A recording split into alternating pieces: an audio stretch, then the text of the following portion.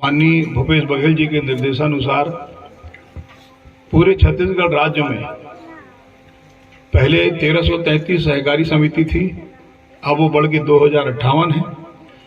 सभी में अध्यक्ष का मनोनयन हुआ है, इस उम्मीद के साथ कि धान खरीदी का काम सुचारू रूप से चले, किसानों की कठिनाइयों को दूर किया जा सके। साथियों, छत्तीसगढ़ सरकार की सबसे बड़ी योजना है धान खरीदी। पिछले साल 98 लाख मीट्रिक टन धान की खरीदी हुई थी। इस बार 1 करोड़ 10 लाख मीट्रिक टन धान की खरीदी किया जाना है।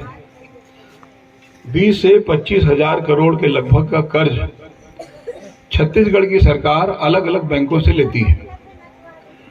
बहुत से लोग ये सोचते होंगे कि धान खरीदी के काम में भारत सरकार की कोई राशि है, तो आपकी जानकारी में ये आना चाहिए कि धान खरीदी के लिए भारत सरकार की तरफ से किसी प्रकार की राशि छत्तीसगढ़ सरकार को नहीं दी जाती, ना ही कोई कर्ज दिया जाता, ना ही कोई अनुदान मिलता है।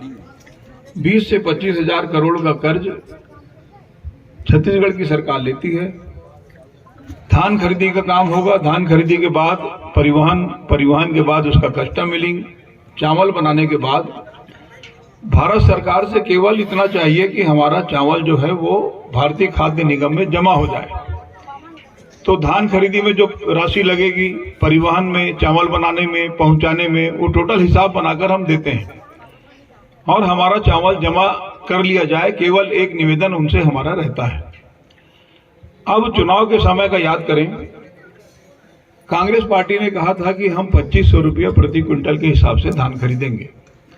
2018 में आप सबके सहयोग से सरकार बनी और 2019 की जो धान खरीदी थी वो 2500 के हिसाब से सीधे आपको भुगतान किया गया।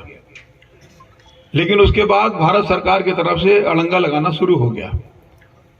वहां से चिट्ठी के ऊपर चिट्ठी बार बार कि यदि समर्थन मूल्य से अधिक में धान की खरीदी होगी, उसका भुगतान होगा, तो हम भारतीय खाद्य निगम में चावल जमा नहीं लेंगे।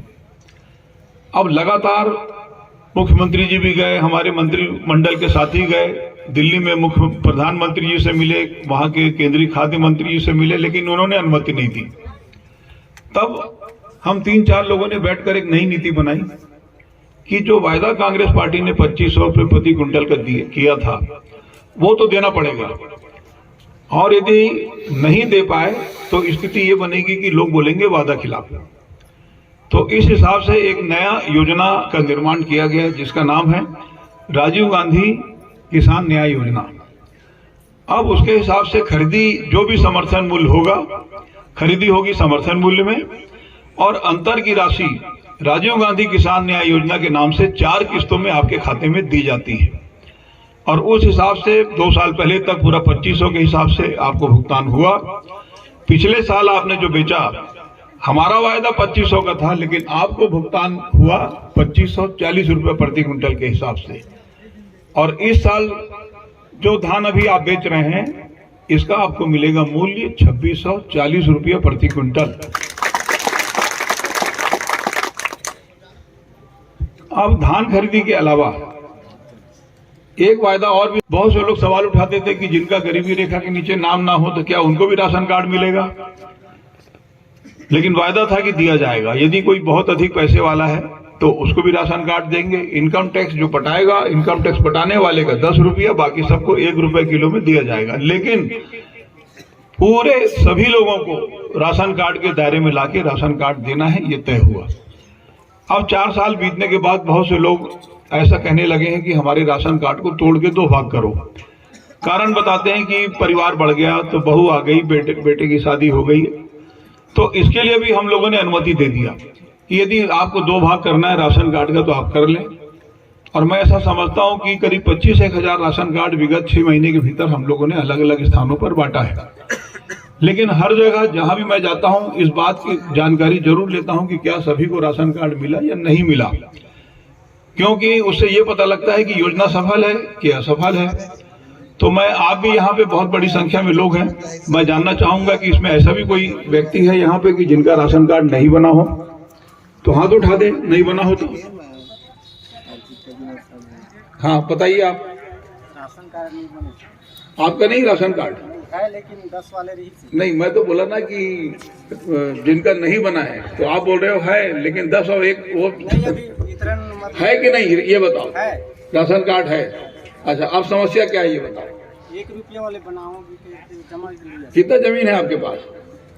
5 एकड़ मेरा नाम। वही तो बात है ना, आप तो अपनी गलती सरकार के ऊपर मत थोपो। तो कुल यदि राशन कार्ड है तो है बोलो।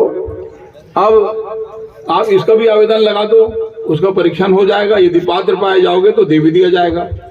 लेकिन मैं ऐसा समझता हूं कि एक व्यक्ति ने हाथ उठाया और वो भी राशन कार्ड है, लेकिन 10 वाला है, 1 वाला चाहिए। तो कुल मिला के ये पता लगा कि 100% लोगों के पास राशन कार्ड है, मतलब सरकार की योजना सफल है।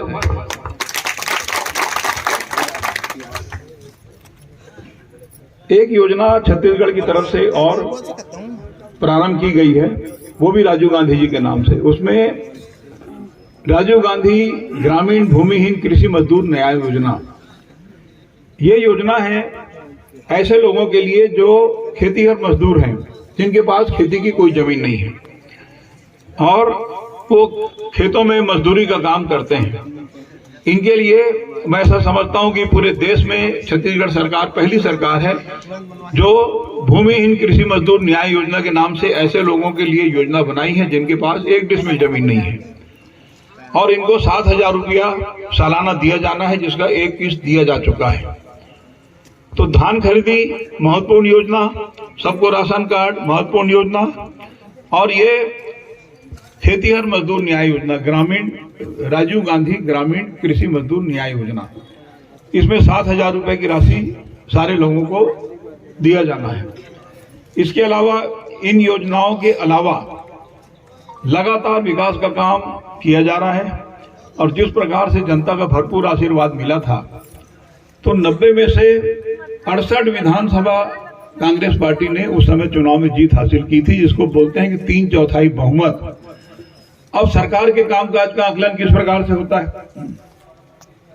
सरकार बनने के बाद 4 साल हो गए, और इन 4 सालों में 5 उपचुनाव हुए हैं, और 5 उपचुनाव में कांग्रेस पार्टी ने भारी मतों से जीत दर्ज की है।